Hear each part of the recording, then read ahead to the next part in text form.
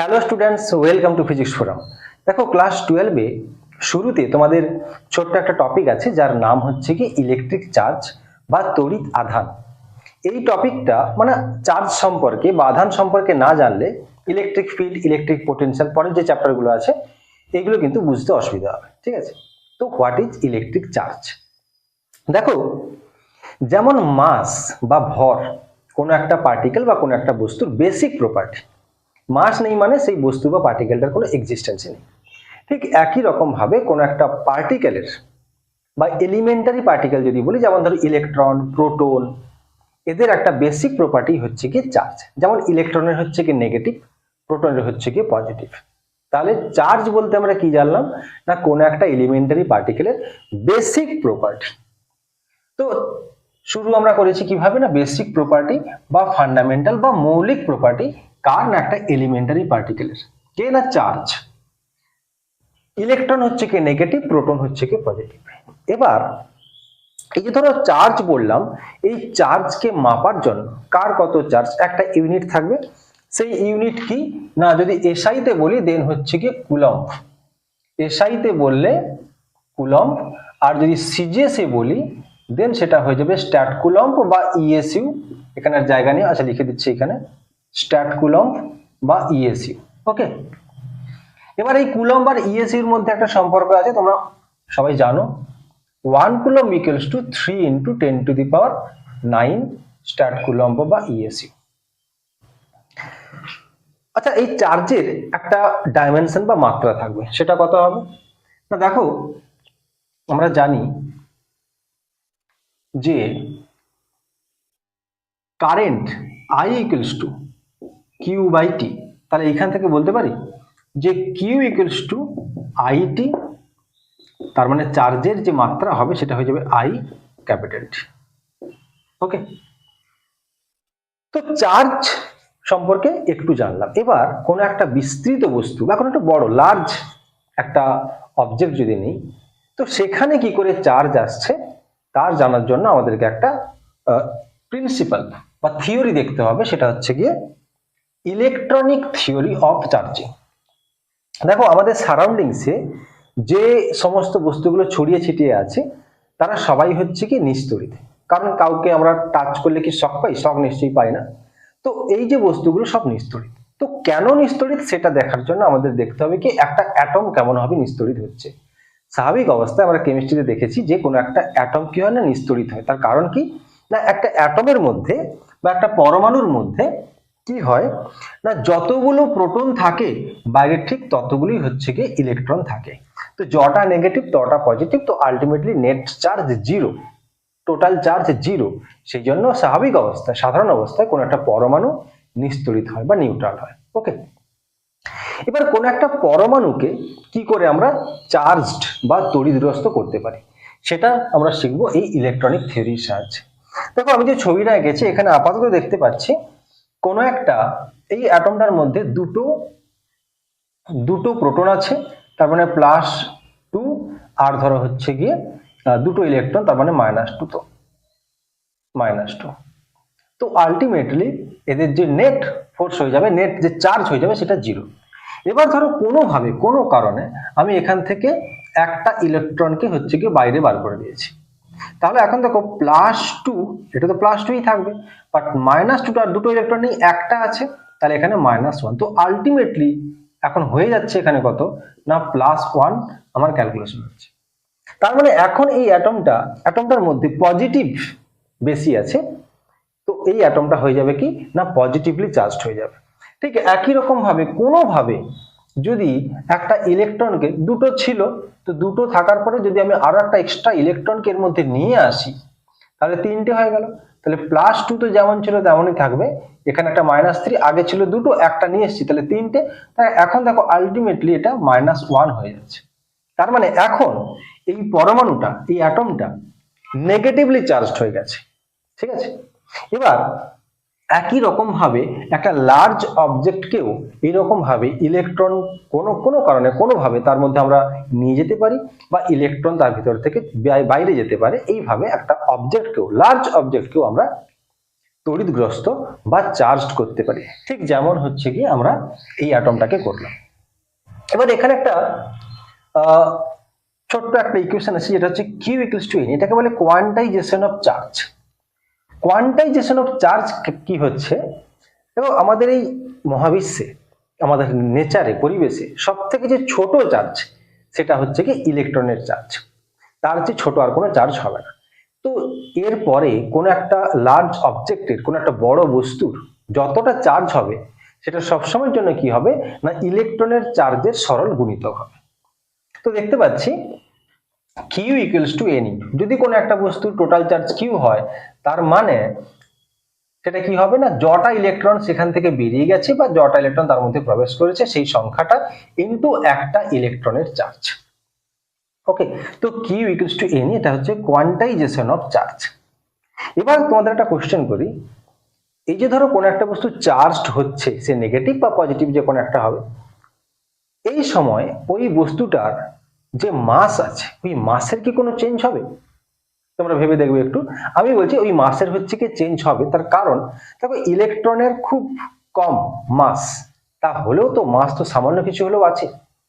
তার মানে যখনই কোনো একটা বস্তু পজিটিভলি চার্জ হচ্ছে আমরা দেখতে পেলাম যে সেখান থেকে ইলেকট্রন বাইরে বেরিয়ে গেছে, তার মানে কিছু মাসও বাইরে বেরিয়ে গেছে, তার মানে তার কিছু পরিমাণ মাস কমে যাবে। একই রকম ভাবে যখন নেগেটিভলি চার্জড হবে কোনো একটা বস্তু বা অ্যাটম, তো সেখানে মাস বেড়ে যাবে। ওকে, তো সেই যে কতটা মাস বেড়েছে বা কতটা মাস কমেছে সেটা আমরা এই সূত্রের সাহায্যে বার করতে পারি।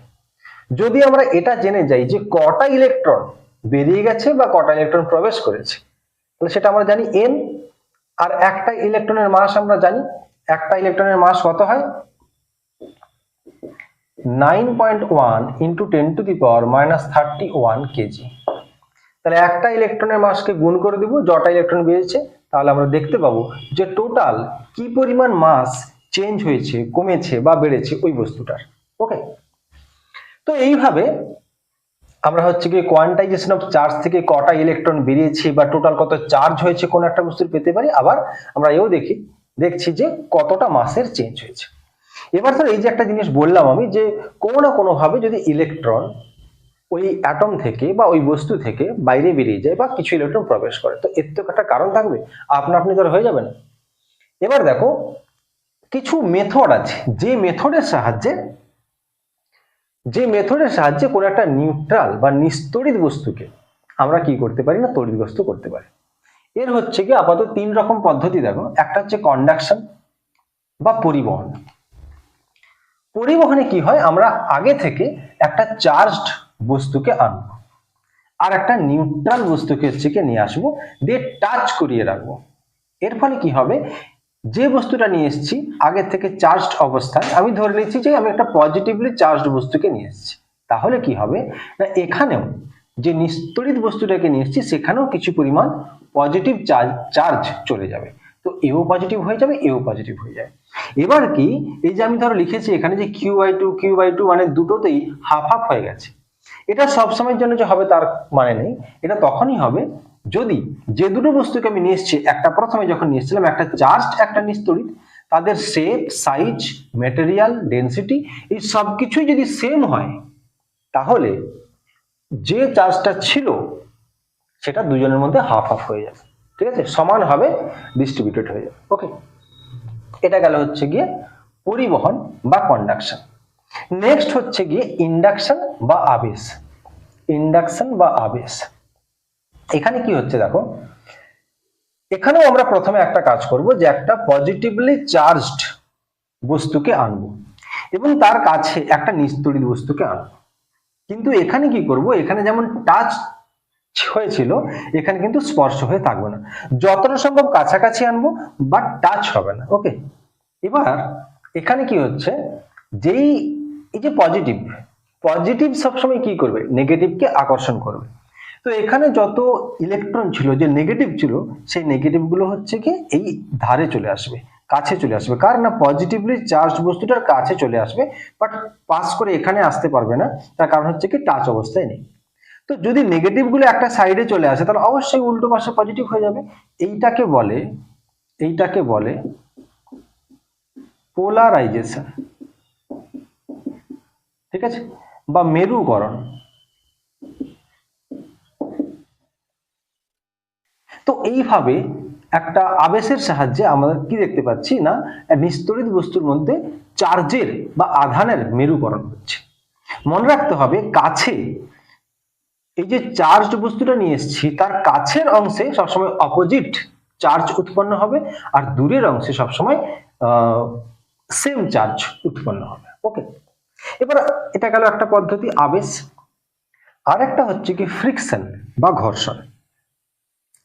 ফ্রিকশনে কি হয় দেখো, দুটো বস্তুর মধ্যে যখন ঘর্ষণ হবে সেই বস্তু দুটোর মধ্যে যার নিউক্লিয়াস এবং বাইরের কক্ষপথের যে ইলেকট্রন আছে তাদের মধ্যে আকর্ষণ বল কম হবে, তার ইলেকট্রন হচ্ছে কি বাইরে বেরিয়ে যাবে। ব্যাপার হচ্ছে কি ধরে নাও এই একটা বস্তু আছে আর এই একটা বস্তু আছে, এবার এই দুটোর মধ্যে ফ্রিকশন হবে। এবার ধরো এ বস্তু আর এটা হচ্ছে কি বি বস্তু। এবার এ আর বি বস্তুর মধ্যে ধরে নাও বি বস্তুর ইলেকট্রন গুলো একটু বেশি শিথিল। শিথিল মানে কি না, নিউক্লিয়াস, এই যদি আমার অ্যাটম হয় তাহলে নিউক্লিয়াস এবং ইলেকট্রনের মধ্যে একটা বল কাজ করে, সেটা আমরা জানি কি না কুলম্ব ফোর্স বা স্থির তাড়িতিক আকর্ষণ বল। এই আকর্ষণ বলটা ধরে নাও বাইরের কক্ষপথের যে ইলেকট্রন আছে সেখানে তো অলরেডি কমই হবে, সেই যে কম পরিমাণ বল সেটাও আবার বস্তু ভেদে বা ম্যাটার যখন চেঞ্জ হয়ে যাচ্ছে তারও আবার কম বেশি হবে। আমি ধরে নিচ্ছি যে বি বস্তুর যে বাইরের কক্ষপথের ইলেকট্রন এবং নিউক্লিয়াসের মধ্যেকার যে বল একটু কম আছে, কার থেকে না এর থেকে। তাহলে কি হবে, এই দুটো বস্তুর মধ্যে যখন ফ্রিকশন হবে, যখন ঘর্ষণ হবে, সেই ঘর্ষণে উৎপন্ন তাপ এক প্রকারের এনার্জি। সেই এনার্জি পেলে কি হবে না, বি বস্তুর ইলেকট্রন আগে হচ্ছে গিয়ে বেরিয়ে যাবে বি বস্তু থেকে, এবং বেরিয়ে গিয়ে কোথায় প্রবেশ করবে না এ বস্তুতে। তাহলে দেখা গেল যে ফ্রিকশনে কি হচ্ছে, যে কোনো একটা বস্তুর যার ইলেকট্রন এবং নিউক্লিয়াসের মধ্যেকার যে আকর্ষণ বল সেটা কম আরেকটার থেকে, সেই ইলেকট্রনটা আগে বেরিয়ে যাবে এবং বেরিয়ে গিয়ে অন্য বস্তুতে প্রবেশ করবে। এবং এখানে কি হয় না, ফ্রিকশনে কোনো একটা বস্তু থেকে ঠিক যতগুলো ইলেকট্রন বেরিয়ে যাবে অন্য বস্তুতে ঠিক ততগুলোই হচ্ছে কি ইলেকট্রন প্রবেশ করবে। তার মানে যেখান থেকে বেরোচ্ছে সে হয়ে যাবে পজিটিভ, যেখানে গিয়ে প্রবেশ করছে সে হয়ে যাবে নেগেটিভ, এবং এদের মানও সেম থাকবে। কারণ ইলেকট্রনের যে সংখ্যা সেটা যেহেতু সেম আছে, তার মানে এদের যে চার্জের বা আধানের যে মান সেটাও হচ্ছে গিয়ে সেম থাকবে, শুধু একটা পজিটিভ হবে একটা নেগেটিভ হবে। ঠিক একই রকম ভাবে এখানেও মাসের চেঞ্জ হবে, মাসের চেঞ্জও সেম হবে। এক জায়গায় মাস কমে যাবে, এক জায়গায় মাস হচ্ছে কি ইনক্রিজ করবে বা বেড়ে যাবে। এক জায়গায় ঠিক যতটা পরিমাণ মাস ডিক্রিজ করবে অন্য বস্তুটায় ঠিক ততটা পরিমাণ মাসই ইনক্রিজ করবে। ওকে, এই হচ্ছে গিয়ে ফ্রিকশনের সাহায্যে কোনো বস্তুকে বা দুটো বস্তুকে আমরা চার্জড বা তড়িৎগ্রস্ত করতে পারি। বোঝা গেছে? এইখানে একটা জিনিস আছে, সেটা হচ্ছে কি ইলেকট্রোস্ট্যাটিক সিরিজ বা স্থির তড়িৎ শ্রেণী। কারণ দেখো, যে দুটো বস্তুর মধ্যে ফ্রিকশন বা ঘর্ষণ হচ্ছে আমাদের পক্ষে তো সবসময় জন্য মনে রাখা সম্ভব নয় যে কোন বস্তুর নিউক্লিয়াস আর ইলেকট্রনের মধ্যে আকর্ষণ বল বেশি পরিমাণে কম। তো তার জন্য একটা শ্রেণী আছে, এই শ্রেণীটা তোমাকে মুখস্থ রাখতে হবে। আপাতত পাঁচটা তুমি দেখে রাখো, যে প্রথমে পশম হয়, তারপর কাঁচ, তারপর তুলা, তারপর কাগজ, তারপর রেশম। কি হবে, যে দুটো বস্তুর মধ্যে ফ্রিকশন হচ্ছে এই সিরিজে যে আগে থাকবে সে সবসময় পজিটিভ বা ধনাত্মক হবে, আর যে পরে থাকবে সে সবসময় নেগেটিভ হবে।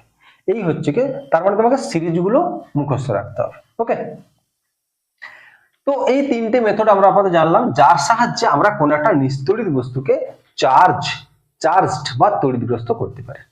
এবার দেখো, যদি আমরা দেখেছি যে কন্ডাক্টর, এই তিনটে নাম তো তোমরা শুনেছো, যে পরিবাহী কি, অন্তরক আর অর্ধপরিবাহী কি।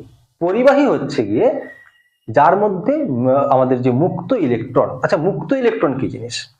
দেখো, মুক্ত ইলেকট্রন হচ্ছে গিয়ে কোন একটা বস্তুর মধ্যে যে ইলেকট্রন গুলো অ্যাটম ছেড়ে বেরিয়ে যাচ্ছে, যারা সারফেসে হচ্ছে কি থাকে সাধারণত, যে ইলেকট্রনগুলোর জন্য তড়িৎ পরিবাহিত হয় সেগুলোকে হচ্ছে কি মুক্ত ইলেকট্রন বলবো। তো কি হয়, পরিবাহীতে মুক্ত ইলেকট্রন বেশি থাকে, তাই সে সহজে তড়িৎ পরিবহন করতে পারে। অন্তরকে বলতে গেলে থাকেই না, তাই সে বলতে গেলে তড়িৎ পরিবহন করে না। আর বাকি থাকলো হচ্ছে কি সেমিকন্ডাক্টর বা অর্ধপরিবাহী। এবার আমাদের বেশিরভাগ কাজ হবে কি দিয়ে, না কন্ডাক্টর বা পরিবাহী দিয়ে। বলছে কোন একটা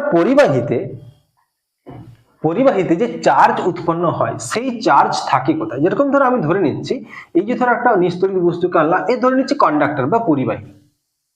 তো এই পরিবাহীতে যখন চার্জ এলো, এই চার্জ আছে কোথায়, না মনে রাখতে হবে কন্ডাক্টরের চার্জ সবসময় সারফেস এরিয়াতে বা পৃষ্ঠে থাকবে। ওকে, যে কোনো কন্ডাক্টরের যে আধান বা চার্জ সবসময় সারফেস এরিয়াতেই ডিস্ট্রিবিউটেড হয়ে থাকবে। এবার প্রশ্ন হচ্ছে কি সারফেস এরিয়াতে কি সব জায়গায় একই রকম থাকবে, সমান হয় বন্টিত থাকবে, নাকি কম বেশি থাকবে? সেটাও ডিপেন্ড করবে একটা জিনিসের উপর, সেটা হচ্ছে কি কার্ভেচার। যে জায়গায় ওই পৃষ্ঠের যে জায়গায় যতটা বেশি কার্ভেচার হবে, যতটা বেশি বক্রতা বেঁকে যাবে, সেই জায়গায় ইলেকট্রন বলছি চার্জ বেশি পরিমাণে থাকবে। একটা এক্সাম্পল, যেমন ধরো এখানে একটা এক্সাম্পল নেওয়া আছে ঘনকের শীর্ষবিন্দু। যদি ধরো আমি একটা ঘনককে আঁকি, তাহলে এই ধর হচ্ছে একটা ঘনক, এই ঘনকের প্রত্যেকটা শীর্ষবিন্দুই দেখো সব থেকে বেশি পরিমাণে কার্ভেচার আছে, বেশি পরিমাণে বেঁকে গেছে। এই জন্য শীর্ষবিন্দুগুলোতে এখানে সবচেয়ে বেশি পরিমাণে চার্জ থাকবে। আবার যদি বলি গোলক, দেখো গোলকের, এটা একটা গোলক নিচে ধরো একটা গোলক স্ফিয়ার, তো গোলকের সব জায়গায় কার্ভেচার সেম, সব জায়গায় তার কার্ভেচার সেম, বক্রতা সেম। সেই জন্য গোলকের পৃষ্ঠে চার্জ সব জায়গাতে সমানভাবে বন্টিত থাকবে বা ডিস্ট্রিবিউটেড হয়ে যাবে। এইখানে একটা ইকুয়েশন আছে, একটা নতুন ভৌত রাশি আমরা পাবো, যার নাম হচ্ছে গিয়ে, কোথায় করা যায়, আচ্ছা এইখানে করে,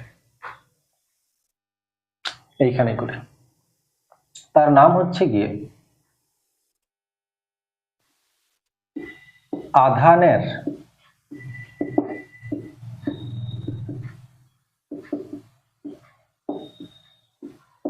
তলমাত্রিক ঘনত্ব, যেটাকে সাধারণত সিগমা ধরা হয়। এই সিগমা ইকুয়ালস টু কি হয়, না কিউ বাই এ। এই যে ধরো আমরা বললাম কন্ডাক্টর, এই কন্ডাক্টরের চার্জ কোথায় থাকে বললাম, না সারফেসে। তো একক ক্ষেত্রফলে, সারফেস বলতে কি সারফেসের ক্ষেত্রফল, তো একক ক্ষেত্রফলে কি পরিমাণ চার্জ থাকে সেটাকেই বলে হচ্ছে কি আধানের তলমাত্রিক ঘনত্ব। ঠিক আছে, তো কি করব না কোন একটা কন্ডাক্টরে যতটা চার্জ আছে তাকে তার পৃষ্ঠতলের ক্ষেত্রফল দিয়ে ভাগ করে দিব, দিলেই পেয়ে যাবো আধানের তলমাত্রিক ঘনত্ব। এবার এই পৃষ্ঠতলের যে ক্ষেত্রফল, এটা চেঞ্জ হবে কেমন বস্তু দেওয়া হয়েছে তোমাকে। যদি বলে হচ্ছে কি গোলক, তাহলে গোলকের পৃষ্ঠতল বসে যাবে এখানে। গোলকের পৃষ্ঠতল কি হয়, না 4πr²। আবার যদি বলে ঘনক যদি তোমাকে দেয়, তখন তার পৃষ্ঠতলের ক্ষেত্রফল কি হয়ে যাবে, না 6a²। এরকম ভাবে তোমাকে যেমন শেপের বস্তু দেওয়া হবে বা কোশ্চেনে থাকবে, সেই রকম ভাবে তার ক্ষেত্রফল, পৃষ্ঠতলের ক্ষেত্রফল তোমাকে লিখতে হবে। ওকে, তো আপাতত এই হচ্ছে কি চার্জ, খুব একটা বড় কোনো টপিক না, ছোট টপিক। এই হচ্ছে কি তোমার চার্জের সম্পর্কে যাবতীয় জিনিস, তোমরা স্ক্রিনশট নিয়ে নাও। নেক্সট টপিক হচ্ছে কি আমাদের ইলেকট্রিক ফিল্ড থেকে বা কুলম্ব ল থেকে শুরু হবে। ওকে, থ্যাংক ইউ সো মাচ।